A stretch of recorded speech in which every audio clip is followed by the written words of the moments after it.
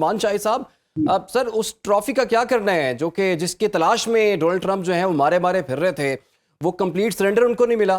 اب کچھ لوگ تو کہہ رہے تھے ان کو فیس سیونگ چاہیے، تو کیا اس ڈیل کے اندر، اس ایم او یو کے اندر یا لیٹر آف انٹینٹ کے اندر وہ فیس سیونگ موجود ہے ڈونلڈ ٹرمپ کے لیے؟ نہیں، میرے خیال میں ڈونلڈ ٹرمپ نے اپنا بھی بڑا نقصان کیا، دونوں پاؤں پہ کلاڑی ماری ہے انہوں نے اپنی. جس طرح سے منصور صاحب نے بات کی کہ وہاں کے اوپر جو پولرائزیشن اس وقت دیکھی جا رہی ہے ریپبلکن پارٹی میں، اس کے تو جو وہ طبقہ ہے، ایک طرف تو ٹیڈ کروز ہے، مائک پومپیو جو اور لنڈسے گرہام تنقید کر رہے ہیں، اور دوسری طرف جو ہے دوسرا جو طبقہ جو کہ ٹرمپر تھا ہمیشہ سے، جس کے اندر یہ اسٹیو بینن آتے ہیں اور اس کے ساتھ یہ جو کینٹ تھے اور ساتھ میں ٹکر کارسن، وہ تو کہہ رہے ہیں کہ امریکی مفادات جو ہیں اور جو سیکیورٹی اور معاشی ہمارے انٹرسٹ تھے خطے کے اندر، وہ مکمل طور کے اوپر مسخ ہو گئے ہوئے ہیں اور ہمیں بڑا نقصان ہوا اس جنگ کے اندر ہے، کیونکہ یہ انڈیفینٹ پیریڈ کی وار ہے جو اسرائیل نے چھیڑی ہوئی ہے، اور ان کی پرپیچول ملٹریزم کی جو پالیسی ہے اس کے اندر تو کسی صورت کے اندر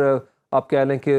رکاوٹ اس طرح نظر نہیں آتی ہے اگر امریکہ جو ہے اس کو مسلسل بیک کرتا رہے، کیونکہ نفتالی بینٹ کے جیتنے کے چانسز ہیں. اگر وہ جیت بھی جاتے ہیں تو ایدر وے، چاہے یہ اپنا سیکیور کرے اکتوبر کے الیکشن کو یا دوسرا، تو وہ تو باز نہیں آئیں گے. ان کی تو یہ الٹرا نیشنلسٹ جو ایکسپینشنسٹ کی پالیسی ہے وہ ہم نے دیکھی لیبنن کے اندر ہے. تو میرے خیال میں Iranian have over played their hands, اور جس طریقے سے وہ کہہ رہے ہیں کہ تمام محاذ جو ہیں وہ جڑے ہوئے ہیں اس معاہدے کے ساتھ ہے. دیکھیں اس کے اندر نان اگریشن کے پیکٹ کی بات بھی ہو رہی ہے، سینگ از بلیونگ. ابھی ہمارے پاس اس کے ایم او یو کے کنٹینٹس اس طرح سے نہیں آئے، اگر وہ دیکھیں گے تو پتہ چلے گا ہو بلنکڈ فرسٹ. لیکن یہ ہے کہ ڈونلڈ ٹرمپ جو ہیں اس ساری چیز سے کچھ نہیں اٹھا پائے. دیکھیں ڈونلڈ ٹرمپ کے لیے اصل ٹیک اوے کیا ہے اس وقت بات کرنے کے لیے، اگر وہ کھڑے ہوتے ہیں کسی بھی اجتماع کے اندر، کوئی پرائمری تو سٹارٹ ہو چکی ہیں امریکہ میں، لوور ہاؤس تو ہاتھ سے گیا، 2 سیٹس پہلے ان کے پاس تھیں وہ بھی چلی گئیں، ایون اپر ہاؤس کے اوپر بات ہو رہی ہے کہ کیپٹل ہل پورا ان کے ہاتھ سے جائے گا، کیونکہ اتنی زیادہ وہاں کے اوپر جو عوام ہے وہ نالا ہو چکی ہے. 30% سے نیچے ان کی اپروول ریٹنگ ہے. اس پوری جنگ میں ان کی مقبولیت گری، ان کے جہاز گرے، پائلٹ گرے، ان کے معاشی اشاریے گرے.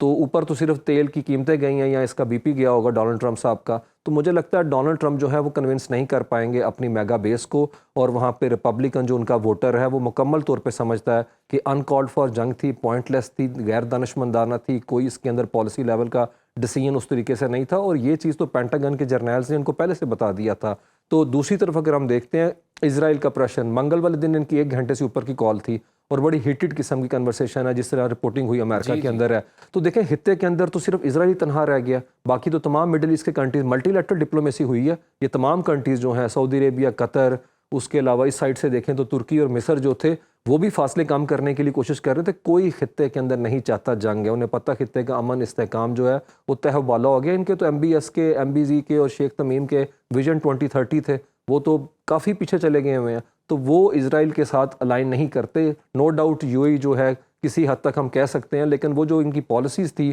جس کے اندر پیریفری ڈاکٹرائن 2.0 تھا کہ خطے کے تمام کنٹریز کو لوپ میں لینا ہے، وہ تو مکمل طور پر ڈن اینڈ ڈسٹڈ ہوگی. نہ اس کے ہاتھ کچھ آیا اور نہ، اور حزب اللہ آج بھی انٹیکٹ ہے، اٹیک کر رہی ہے ان کو مسلسل جو ہے اس کو صدرن لیبنن میں یہ کر رہے ہیں، وہ نارتھ کی سائڈ کو وہ ہٹ کر رہے ہیں جی. اور اسی طرح سے حماس جو ہے ٹھیک ہے ٹاپ ٹیئر ایلیمنیٹ کر دی، وہ ریزسٹنس اپنی جگہ کے اوپر ہے. انصار اللہ گروپ جو ہے جنہیں ہوتسی باغی کہا جاتا ہے، ویسے غیر مناسب ورڈ ہے باغی کہنا انہیں، انصار اللہ گروپ وہ مکمل طور کے اوپر وہاں پہ انٹیکٹ ہے. اور جو ایران ہے اس کی بھی سیکنڈ اسٹرائک کی کیپیبلٹی کسی صورت میں کمپرومائز نہیں ہوئی. اور وہ کیا کہ انہوں نے کہا سینکشنز کا ریلیف دیں، جب تک آپ ہمارے جو پیسے فروزن ایسٹس ہیں ان کا ایک سرٹن پورشن نہیں ہمیں ہینڈ اوور کریں گے، ہم تب تک جو ہے جوہری معاہدے کے حوالے سے بات آگے نہیں بڑھائیں گے. دیکھیں یہ تمام جو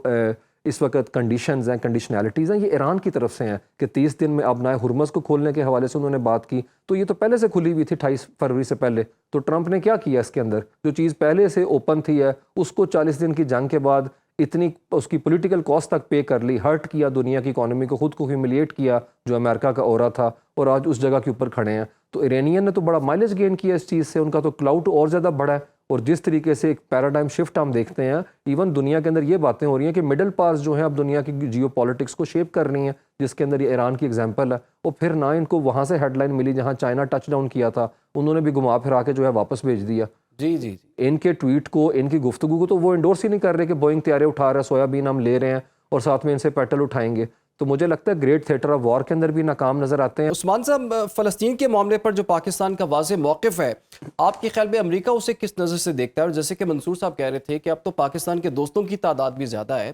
اور خلیجی ممالک میں بھی پاکستان کو بڑی قدر کی نگاہ سے دیکھا جا رہا ہے. آپ کو نہیں لگتا کہ ان تعلقات کا استعمال کرتے ہوئے کم از کم اس کانفلکٹ کو بھی اب ریزالو ہو جانا چاہیے؟ جی میرے خیال میں ڈیفینیٹلی ہے. پاکستان جو ہے وہ جس طرح سے ریلیونٹ ہے اسٹریٹجیکلی ہے اور جس طریقے سے ریلیٹیبل ہے اس سارے معاملے کے اندر ہے, اس کے اندر ہمیں نو ڈاؤٹ, میں تو سارے پوائنٹ کو انڈورس کرتا ہوں جو ابھی ہمارے استاد ہیں سر نے بات کی, لیکن کشمیر کا معاملے کو بھی ہمیں بیک برنر پہ نہیں ڈالنا چاہیے. دیکھیں ہمارا جو ڈپلومیٹک لیوریج ابھی بنا ہوا ہے اس کے اندر ہمیں یہ جو ایک خاموشی, ہمیں ایک ڈیفننگ سائلنس نظر آتی ہے 2019 سے لے کے ابھی تک, وہ انڈر سیج اور انڈر سرویلنس ہے کشمیری ہے. اور یہ دونوں جو ہیں ان کی پلے بک اور پیٹرن سیم ہے. اگر آپ دیکھیں یہ زائنزم اور ہندوتو آئیڈیالوجی جو ہے وہاں پہ اگر سیٹلمنٹ کی پالیسی دیکھ لیں, ڈیموگرافک چینج وہاں پہ دیکھ لیں, جس طریقے سے آباد کار وہاں پہ ویسٹ بینک کے اندر وہ ان کو ملٹرائز کیا جا رہا ہے, ان کو ملیشیا میں بدلنے کے لیے بین گویر نے وہاں پہ ویپن دے دیا. اسی طریقے سے یہاں کے اوپر دیکھیں تو جو دوال ڈاکٹرائن ہے اس کے تحت وہاں کے اوپر 80,000 سے زیادہ انہوں نے پچھلے 2 سال کے اندر وہاں کے لوگوں کو جو نان اسٹیٹ سبجیکٹس تھے ان کو